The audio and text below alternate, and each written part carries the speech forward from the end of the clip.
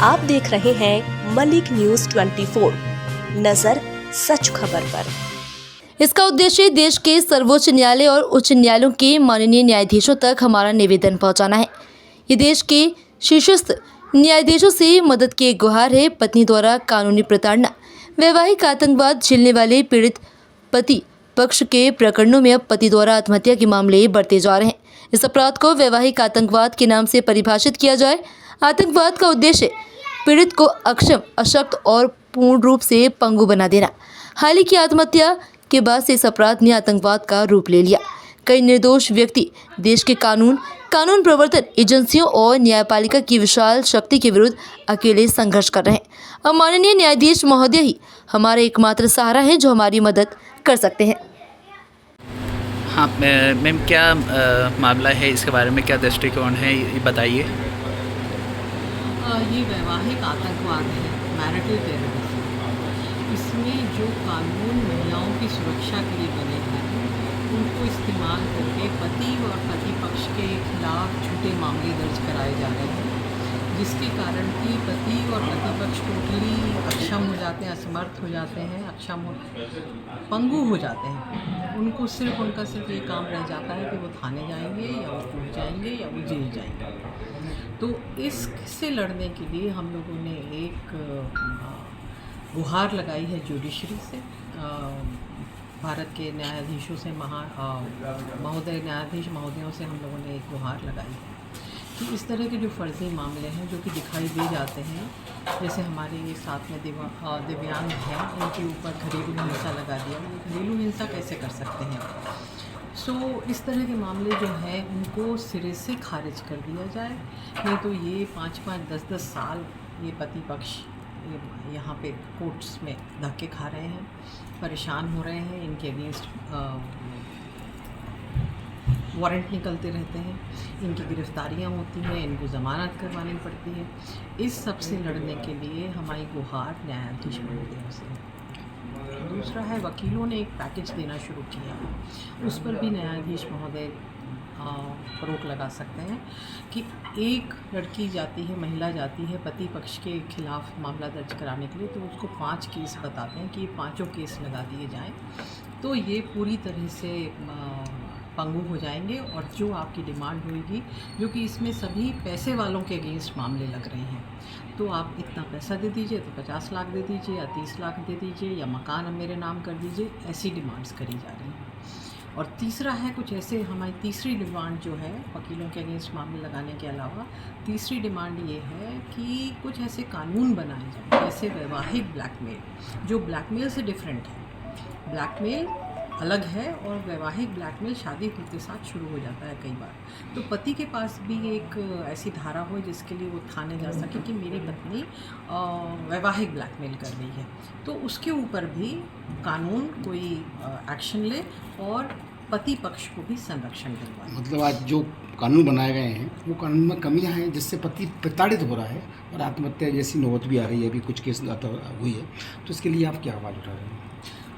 यही कह रहे हैं हम, यही बात हमारी है कि बहुत सारे कानून हमने महिलाओं की सुरक्षा के लिए बनाए हैं जो कि अपनी जगह सही हैं, उनका गलत उपयोग हो रहा है वो अलग बात है, मगर पति पक्ष को भी सुरक्षित करने के लिए ऐसे कानून बनाए जाएं जिससे कि पति पक्ष को भी कोई मामले दर्ज कराने की सहूलियत हासिल। अगर झूठी शिकायत महिला करती है पति प्रताड़ित की, तो उसके लिए भी तो कोई ऐसा होना चाहिए कि झूठी शिकायत पाई गई तो उसको सज़ा दी जाए, या ऐसा कुछ प्रावधान भी ऐसा होना चाहिए? झूठी शिकायत के लिए तो भारतीय न्याय संहिता में धाराएं हैं। यदि किसी ने झूठा मामला कायम किया है, जैसे कोई वकील भी अगर मामला गलत कायम कर रहे हैं, तो उनके ऊपर भी एक्शन हो सकता है। तो वो सब तो हम लोग कोशिश कर रहे हैं अपने अलग अलग केसेस में कि हम लोग जाकर इस तरह के मामले महिला के खिलाफ भी दर्ज कराएं जिन्होंने गलत इन्फॉर्मेशन देकर झूठे मामले दर्ज कराए हैं। उसके लिए हमारे पास प्रावधान है। आजकल ब्लैकमेलिंग कर रही हैं, मुआवजा मांग रही हैं, जिस तरह के आजकल बहुत ज़्यादा केस हो रहे हैं, शादियाँ 1 साल या 6 महीने भी नहीं चल पा रही हैं, तो क्या कारण है इसका? इसका कारण यही है कि कानून ने बहुत ज़्यादा पावर महिलाओं के हाथों में दे दिया है और उतना पावर शायद वो यूज़ करने की स्थिति में नहीं है, वो उसका गलत इस्तेमाल कर लेती हैं। और कुछ परिवारों से भी सिखावट आ जाती है कि भैया ऐसा मामला दर्ज कर दो, ऐसा पति पक्ष को डराओ, ऐसा पति पक्ष से बोलो। तो ये तो सामाजिक कारण हैं इसके पीछे। कुछ संदेश देंगे लोगों को? शहरवासियों को आप क्या संदेश देना चाहेंगे इसमें और संदेश पुरुषों को क्या संदेश देना चाहेंगे? समाज के लोगों को, जिससे जो समाज के लोगों को यही कि महिला पक्ष को ही देना पड़ेगा ये संदेश कि भाई इस तरह के मामले मत दर्ज कराओ। इस तरह के मामले दर्ज हो रहे हैं इसलिए हमारे कई युवा शादियों से डर रहे हैं। हमारे कई युवा पुरुष जो हैं, जो मतलब शादी की एज के हैं, वो शादी नहीं करना चाह रहे। तो महिलाओं, अच्छा दूसरी बात है, जो महिलाएं इस तरह के मामले दर्ज कराती हैं और वो डाइवोर्स ले लेती हैं, उनकी दूसरी शादी नहीं हो रही। ये भी संदेश महिलाओं तक जाना चाहिए। उनसे कोई शादी नहीं करेगा। जिस महिला ने अपने पहले पति को आरोपी बना दिया, जेल पहुंचा दिया और उसके पूरे परिवार को आरोपी बना दिया, उसकी दूसरी शादी नहीं होगी। तो कहीं ना कहीं कारण ऐसा तो नहीं है कि जो हमारा संयुक्त परिवार था, जिस परिवार में जो बंधन थे, जो संस्कार थे, वो कहीं ना कहीं ख़त्म हो रहा है, तो उसका कारण ये भी हो सकता है? बिल्कुल बिल्कुल हैं, ये सारे सामाजिक कारण हैं जो आप बोल रहे हैं, आप सही बोल रहे हैं। बिल्कुल ये कारण हैं कि पहले संयुक्त परिवार था, बहुत संस्कारी भाषा होती थी, संस्कारी सारा क्रियाकलाप चलता था। अब वो नहीं है वैसे। ओके, आप जी बताइए, आज के मुद्दे की किस विषय में आपकी जो मीटिंग रखी गई? ये इसी विषय में मीटिंग है कि जिस तरीके से महिलाओं को जो कानून बने थे उनकी प्रोटेक्शन के लिए, जिस तरह से महिलाएं उस कानून का गलत इस्तेमाल कर रही हैं, पुरुषों के अगेंस्ट झूठे केसेस लगा रही हैं, और उसी की वजह से देखिए, एक आदमी परिवार के लिए सब कुछ करना चाहता है, करता है, लेकिन आज के जो सिनेरियो है, महिलाएं उससे उसका परिवार ही छीन लेती हैं। पुरुष बच्चों के लिए मतलब पुरुष हो या महिला हो, बच्चा सब दोनों के लिए इम्पॉर्टेंट है, माता और पिता दोनों के लिए। लेकिन महिलाएं ये नहीं सोच रही हैं कि बच्चे की परवरिश के लिए पिता भी उतना ही ज़रूरी है। पिता को महिलाएं क्रिमिनल की तरह प्रोजेक्ट कर रही हैं बच्चों के सामने आजकल, और कानून जो बनाए गए थे उनका तो सरासर गलत इस्तेमाल हो रहा है, जिसकी वजह से ह्यूमिलिएशन एक पुरुष को समाज में भी देखना पड़ता है, उसकी वर्क प्लेस पे भी देखना पड़ता है। इसका क्या कारण नज़र आ रहा है कि महिलाएं इस तरह से प्रताड़ित कर रही हैं?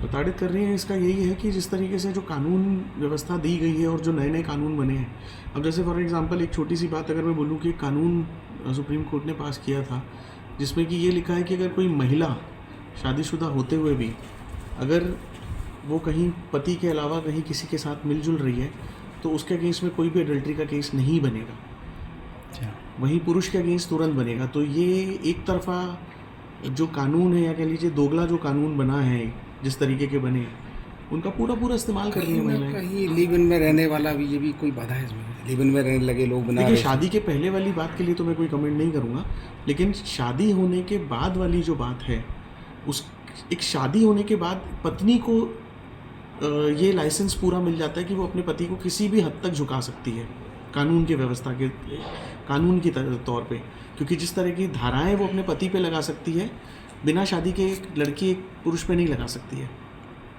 लेकिन जब शादी हो जाती है तो उस महिला को के हाथ में एक तरीके से ब्रह्मास्त्र दे दिया गया है, की तरह दे दिया गया है ये कानून सारे, जिससे कि वो अपने पति के ऊपर, पति के माता पिता के ऊपर, भाई बहनों के ऊपर, आप ये बात सोचिए ना कि जो भाई बहन एक उस शहर में ही नहीं रह रहे हैं, उनके ऊपर भी मामले दर्ज हो जाते हैं। किस तरह से भाई, क्यों हो जाते हैं? वो कहाँ से आके प्रताड़ित कर रहे हैं महिला को? पुलिस प्रशासन से और न्यायपालिका से आप क्या संदेश देना चाहेंगे, क्या चाहते हैं आप उनसे? मैं सिर्फ यही रिक्वेस्ट करना चाहता हूँ, संदेश तो नहीं दे सकता, लेकिन रिक्वेस्ट करना चाहता हूँ कि जब भी इस तरह का कोई मामला आए, उसे पूरी तरीके से उसकी जांच पड़ताल करके उसके बाद ही उसे रजिस्टर करें। ये प्रोविज़न है, लेकिन जब महिला जाती है तो मामला दर्ज कर लिया जाता है। वहीं अगर कोई पुरुष जाके कोई मामला दर्ज करना चाहे, चाहे वो महिला के अगेंस्ट में हो चाहे पुरुष के अगेंस्ट में हो, तो मामला इतनी जल्दी दर्ज नहीं होता है थानों में। लेकिन महिलाओं के लिए ऐसी व्यवस्था क्यों दी गई है कि मामला तुरंत। मेरा ये एक छोटा सा सवाल ये है कि भाई, हम कहते हैं कि महिला और पुरुष दोनों बराबरी के हैं, ठीक है, मैं उस चीज़ को कहीं भी गलत नहीं मानता कि भाई बिल्कुल सब सारे इंसान हैं, हर एक इंसान को बराबरी का अधिकार होना बिल्कुल होना चाहिए। लेकिन जब बात न्याय की आती है, जब बात क्राइम की आती है, तो उसमें महिलाओं को छूट क्यों दी जा रही है? क्यों यही क्राइम अगर एक क्राइम अगर कोई पुरुष करता है तो उसके ऊपर इतनी सख्ती से कार्रवाई करी जाती है, और वही महिला अगर वही सेम क्राइम अगर कोई महिला करती है तो उसके लिए पहले महिला थाना, फिर महिला जेल अलग से। तो भाई उसे क्यों नहीं तुरंत उसी धाराओं में बंद किया जाता, उसे क्यों नहीं उसी धाराओं के तहत जो पुरुष के लिए बनी हुई उतनी कड़ी सजाएं उसे क्यों नहीं दी जाती। आज महिलाएं हत्याएं कर रही हैं, ड्रम में बंद कर रही हैं अपने पतियों को, तो इसके लिए भी कड़ी से कड़ी सज़ा होनी चाहिए ना। आपके संगठन का नाम? जी, संगठन का नाम बता दीजिए। मैं किसी संगठन से नहीं, जो संगठन आपका ये नहीं वो करनी है। हाँ, मेरा संगठन मैं किसी भी संगठन से मेरी शादी 2021 में हुई थी। मेरी शादी होने से पहले मेरी शादी 2020 में मतलब तय हुई थी, लेकिन बीच में लॉकडाउन लग गया था जिस कारण से शादी डिले हो गई। जैसे पहला लॉकडाउन खुला तो मेरी पत्नी बोलती है कि आपकी रिस्पॉन्सिबिलिटी मेरे को पढ़ानी चाहिए। मैंने बोला ठीक है, तो मैंने इसका एडमिशन सेंट गर्ल्स कॉलेज में करा दिया। उसके बाद 1 साल बाद मेरी शादी हुई, तो 1 साल मतलब MSc में कराया था, तो फर्स्ट 2 साल होते हैं, तो 1 साल जब तक मेरी स्टडी रही तो घर पे रही। उसके बाद जैसे मुझे कुछ नंबरों से कॉल करती थी किसी को, तो मेरे को पता चला, तो मैंने उनसे पूछताछ करी। मैंने कहा कि ये चीज़ें मतलब उनके मोबाइल में वो नंबर मिसिंग रहते थे, तो मैंने जियो के माध्यम से देखे थे कि कुछ नंबर्स हैं, तो मैंने कहा ये डिलीट क्यों हुए। तो उन्होंने बोला कि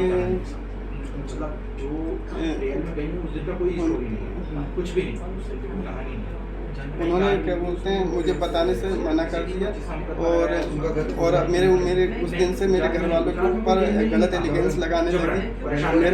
एलिगेंस लगाने लगी।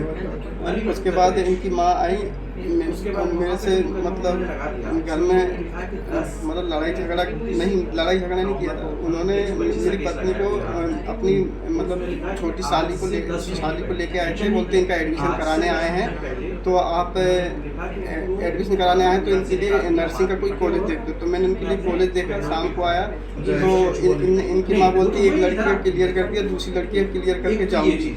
तो मेरे को लगा कि ये हमारे जो पुराना कुछ मतलब मेरी पत्नी जो झगड़ा क्रिएट किया था, छोटे एलिगेंस लगा रही थी, तो उसको लेके है। तो मैंने बोला आपको हमारे छोटे मोटे झगड़े में बोलने का कोई अधिकार नहीं है, वो हम सॉल्व कर लेंगे।